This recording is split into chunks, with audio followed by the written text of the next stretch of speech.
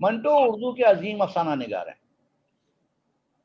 उर्दू अफसानों की जो एक खूबसूरत सी इमारत है वो उसके बुनियादी सुतूनों में से एक है।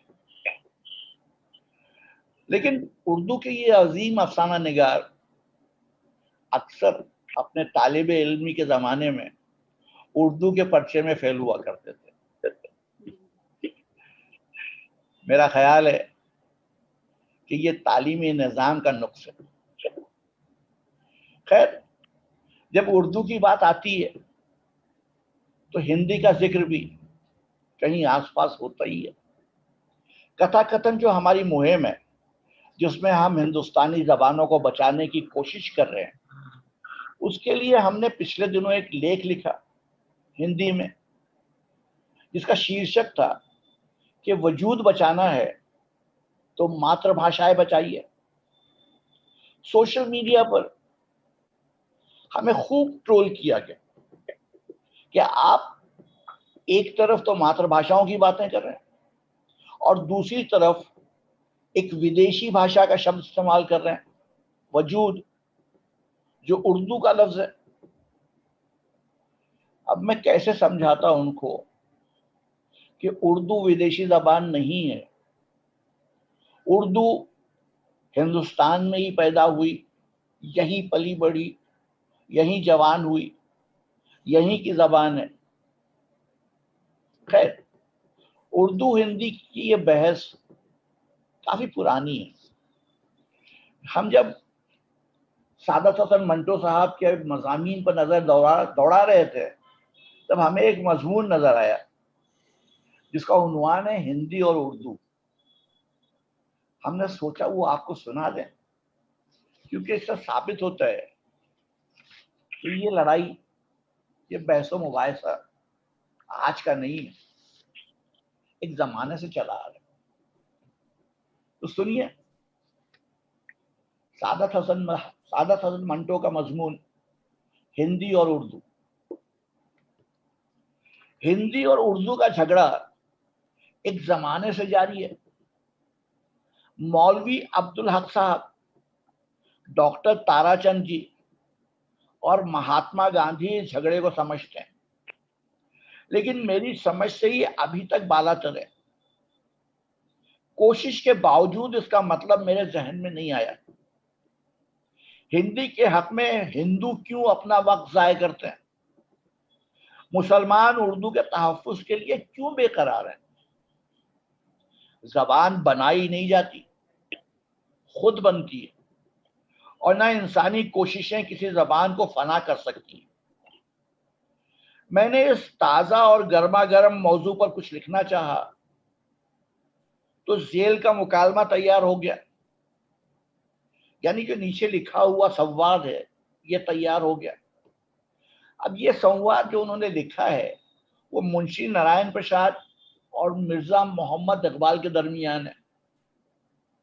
तो सुनाते वक्त मैं मुंशी नारायण प्रसाद और वल्लभ मिर्जा मोहम्मद इकबाल है। तो सुनिए ये मुकालमा।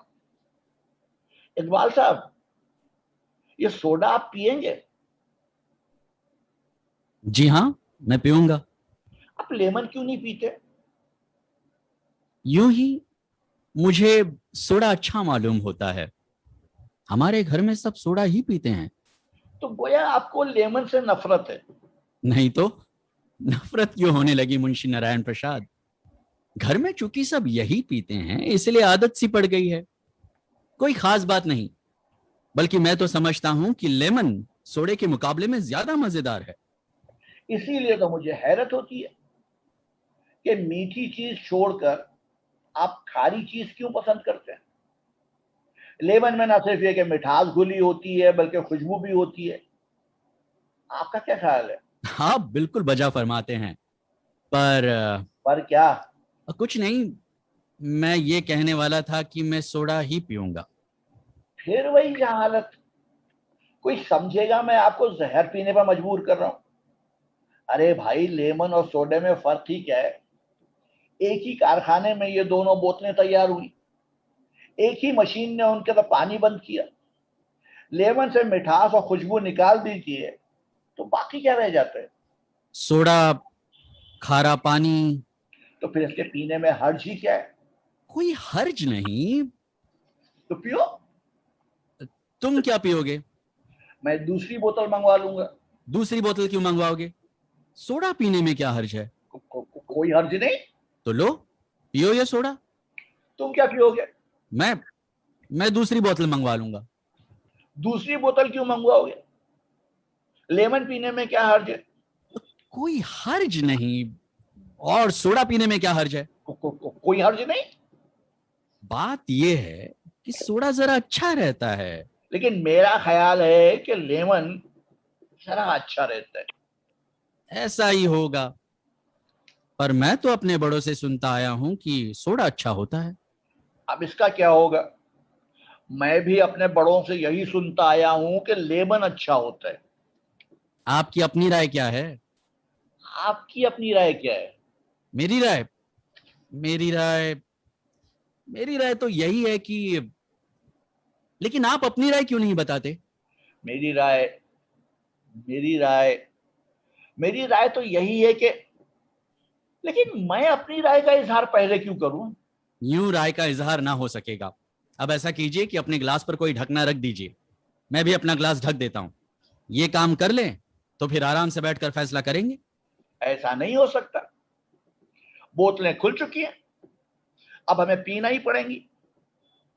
चलिए जल्दी फैसला कीजिए। ऐसा ना हो कि इनकी सारी गैस निकल जाए।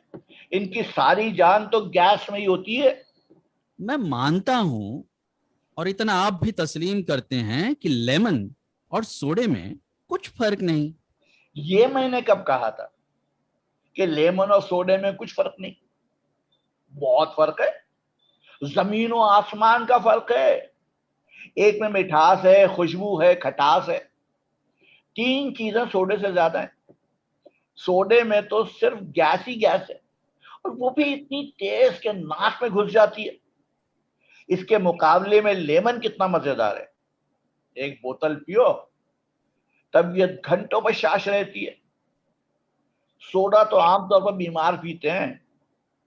और आपने अभी अभी तस्लीम भी किया है कि लेमन सोडे के मुकाबले में ज्यादा मजेदार होता है। ठीक है, पर मैंने ये तो नहीं कहा कि सोडे के मुकाबले में लेमन अच्छा होता है। मजेदार के माने ये नहीं कि वो मुफीद हो गया, फायदेमंद हो गया। अचार बड़ा मजेदार होता है, मगर उसके नुकसान आपको अच्छी तरह मालूम है। किसी चीज में खटास या खुशबू का होना यह जाहिर नहीं करता कि वो बहुत अच्छी है।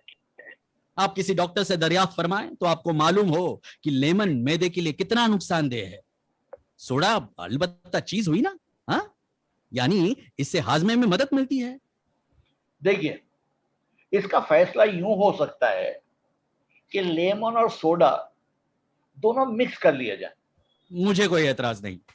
तो इस खाली ग्लास में आधा सोडा डाल दीजिए। आप ही आधा लेमन डाल दें, मैं बाद में सोडा डाल दूंगा। यह तो कोई बात नहीं हुई। आप सोडा क्यों नहीं डालते? मैं सोडा लेमन मिक्स पीना चाहता हूं। और मैं लेमन सोडा मिक्स पीना चाहता हूं। अब हिंदी और उर्दू में लेमन कौन है, सोडा कौन है, ये मुझे नहीं मालूम। हाँ, लेकिन इतना जानता हूं कि अगर दोनों को मिक्स कर लिया जाए तो मजा दोबाला हो जाता है।